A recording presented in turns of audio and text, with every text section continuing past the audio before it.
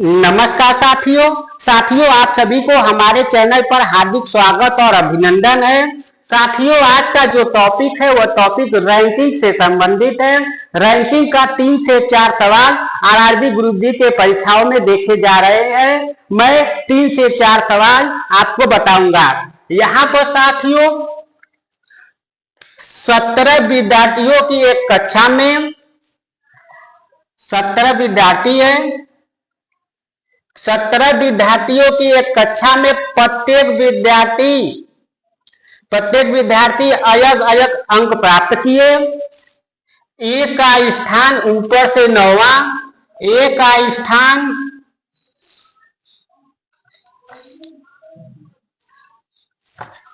16, 17, एक का स्थान ऊपर से 9वां, 1 2 3 4 5 6 7 8 9, जबकि बी का स्थान नीचे से 11वां है। 1 2 3 4 5 6 7 8 9 10 11। ए का स्थान ऊपर से 9वां है, जबकि बी का स्थान नीचे से 11वां है। अब आगे क्या पूछा है? ऊपर से देखे जाने पर, यहां से देखे जाने पर, ऊपर से देखे जाने पर सी का स्थान ए से ऊपर, सी का स्थान ए से ऊपर होगा और बी से नीचे है,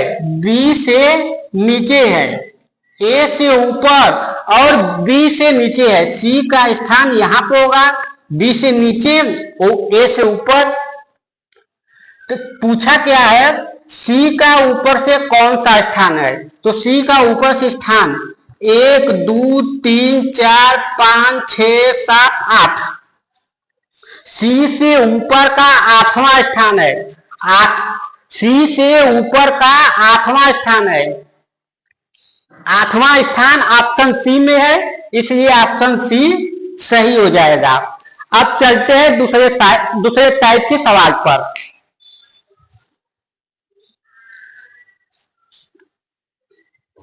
नमस्कार साथियों, आपके सामने दूसरा टाइप का सवाल है। रमेश एक परीक्षा में अपनी कक्षा में शीर्ष से 16वां स्थान, रमेश जो है अपनी कक्षा में शीर्ष से ऊपर से 16वां स्थान और नीचे से 11वां स्थान, नीचे से 11वां स्थान पर है, 11वां स्थान पर है। तो उस कक्षा में सबसे पहले उस कक्षा में कितने छात्र हैं इसको निकालेंगे। तो कुल छात्र बराबर ऊपर का स्थान प्लस नीचे का स्थान -1, यही सूत्र होता है। यहां पर -1 क्यों करते हैं? क्योंकि एक ही व्यक्ति को 2 बार काउंटिंग किया जाता है। तो कुल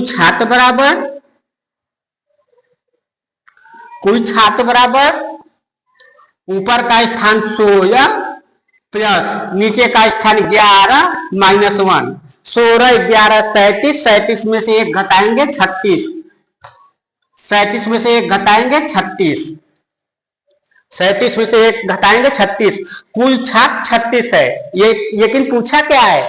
यदि केवल 21 छात्र परीक्षा में पास होते हैं, यदि केवल 21 छात्र परीक्षा में पास होते हैं तो कक्षा में कितने छात्र फेल हुए?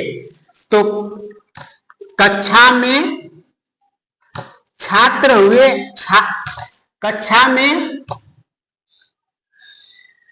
फेल हुए छात्र बराबर सूत्र होता है कुल छात्र माइनस पास हुए छात्र। कक्षा में फेल हुए छात्र बराबर कुल छात्र कितने हैं? 36 और 21 पास हुए हैं। 36 में से 21 घटाएंगे 15। कितने छात्र फेल हुए? 15। 15 ऑप्शन सी में है। ऑप्शन सी सही हो जाएगा। अब चलते हैं तीसरे टाइप के सवाल पर।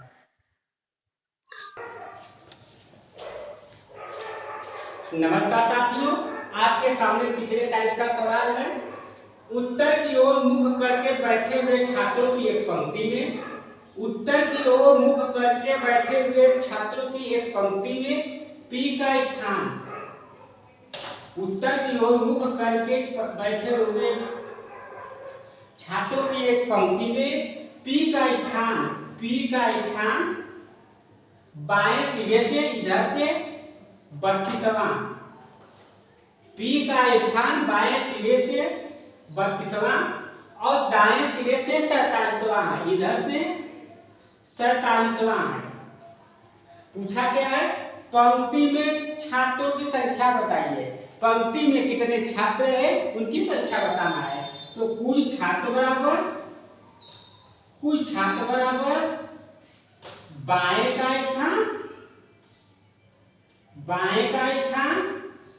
प्लस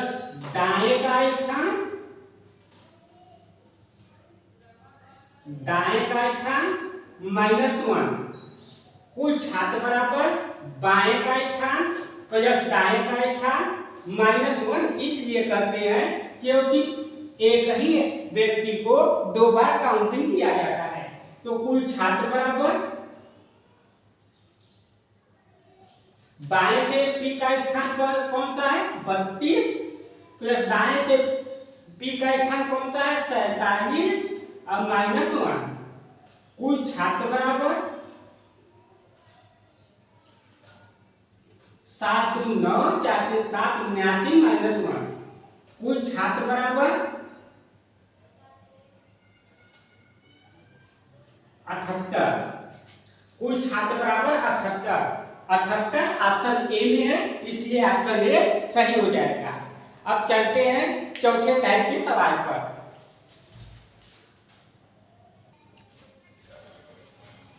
दोस्तों, आपके सामने चौथे टाइप का सवाल है।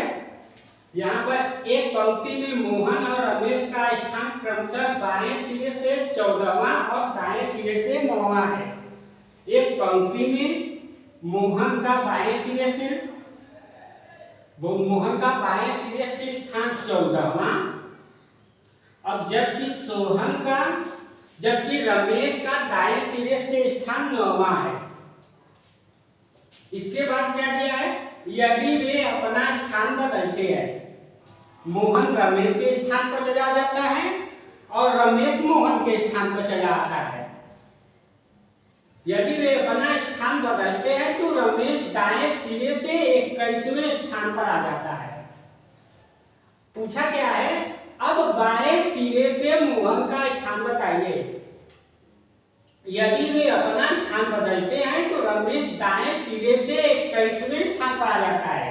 9वें स्थान की जगह पर रमेश 21वें स्थान पर आ जाता है। मोहन के स्थान पर आने के लिए यदि वे अपना स्थान बदलते हैं, वे दोनों आपस में अपना स्थान बदलते हैं तो रमेश मोहन के स्थान पर आने के लिए आने के बाद 21वें स्थान पर आ जाता है। तो पूछा क्या है? अब बाएं सिरे से मोहन का स्थान बताइए। बाएं सिरे से मोहन का स्थान बताइए। तो इनके रमेश और मोहन के बीच में कितने छात्र हैं?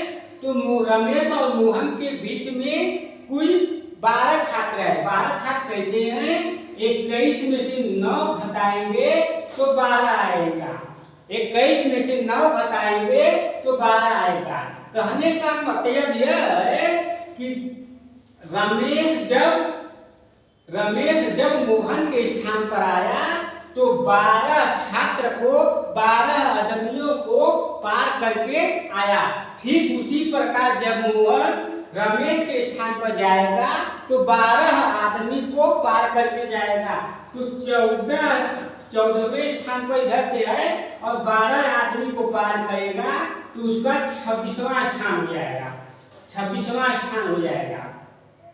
अब बाएं सिरे से मोहन का स्थान 26वां अब पूछा क्या है, उस पंक्ति में कुल कितने आदमियों की संख्या है। तो कुल आदमियों की संख्या बराबर, कुल आदमियों की संख्या बराबर दाएं का स्थान प्लस बाएं का स्थान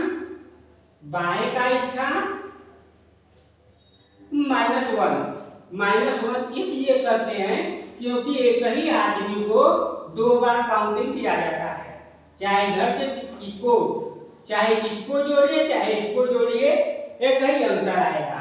तो कुल आदमी बराबर, सबसे पहले इसको जोड़ देते हैं, 14 + 21 - 1, 14 21 26, 14 21 26 नहीं 14 21 35, 35 में से 1 घटाएंगे 34। अब इसको जोड़ते हैं, कुल आदमी बराबर 9 + 26 - 1, 26 9 35 - 1 बराबर 34। मोहन का स्थान बाएं सिरे से 26वां और कुल आदमी 34 है। मोहन का स्थान बाएं सिरे से 26वां और कुल आदमी 34 है। यह ऑप्शन ए में है, इसलिए ऑप्शन ए सही हो जाएगा।